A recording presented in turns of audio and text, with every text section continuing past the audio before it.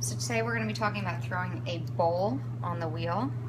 At this point, we start off just the way we start off everything else. I have a nice centered piece of clay and all my tools ready to go.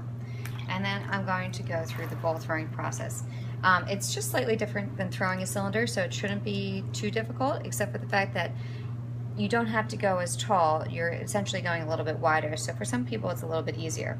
So starting off the same way I always do, make a little indentation with my thumb into the center of the clay. From here I'm going to make that indentation slightly deeper. Remember, always hand over hand. Never let one hand do any work without the other. You want to leave your base a little bit thicker here because you're going to need that support as your walls tend to get a little bit wider. So I'm going to pull my base open towards my belly button. And when I'm doing that, I'm going to need a wider base than if I was going to be throwing a cylinder. So your bowl's going to be a bit wider. So that's a pretty good start there. I still need to compress my bottom, so I have my flat fingers moving towards the center, making my tornado, making sure my base is nice and flat to avoid any S-cracks.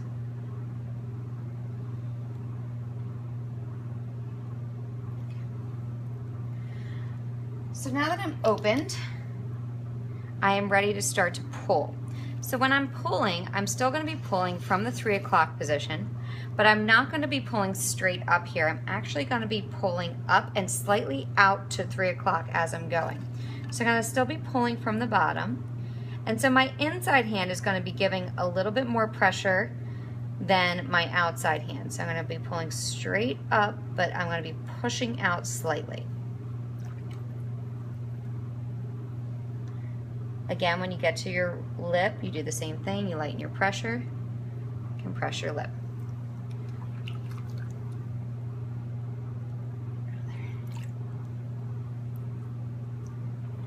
Okay. So again, I'm squeezing from the bottom.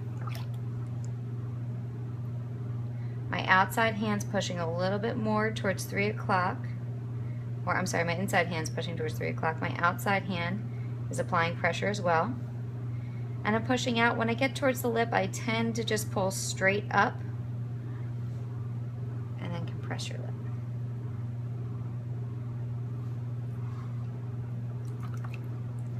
Probably do about one more pull. Again, squeezing from the bottom. You want to make sure you don't have a bunch of condensed clay at the base. When I get to my lip, I just kind of push out, but make sure that it's going straight up and down. Your lip. Now I can start to clean this up a little bit, and this is where your rib's going to come in handy. Whenever you're using your rib, if you are forming the center, you want to be using the rounded edge of your rib, as that's what's going to fit on the inside. If you're using a rubber rib, there's a rounded edge and there's a flat edge. You want the rounded edge to be going against the direction of the wheel. So I'm going to be actually going to 9 o'clock now at this point. I'm just going to be supporting the outside of my clay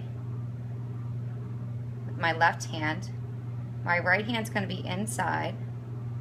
I'm just going to run that rib right along the inside and down to the bottom, pressing that base down. Just going to clean it up. It's going to give it a nice interior. Now I can flip this, and I can go to the 3 o'clock position and flex my rib a bit. And just run the rib along the outside and then slightly move it up. The shape of your inside should also be the shape of your outside. You shouldn't have a really fat bowl on the outside and a very clean, rounded inside. So now I'm going to just clean up my base. You want to take away some of that clay that's hanging out there. I like to double check for a beginner's hump. Sometimes you can tend to get a hump down towards the bottom if you're not pulling your walls evenly. I'm pretty good here. I'm going to take my wood tool,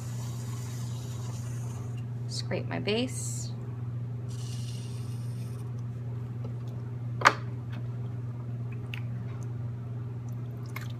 and then take my bowl off the wheel. And that's it.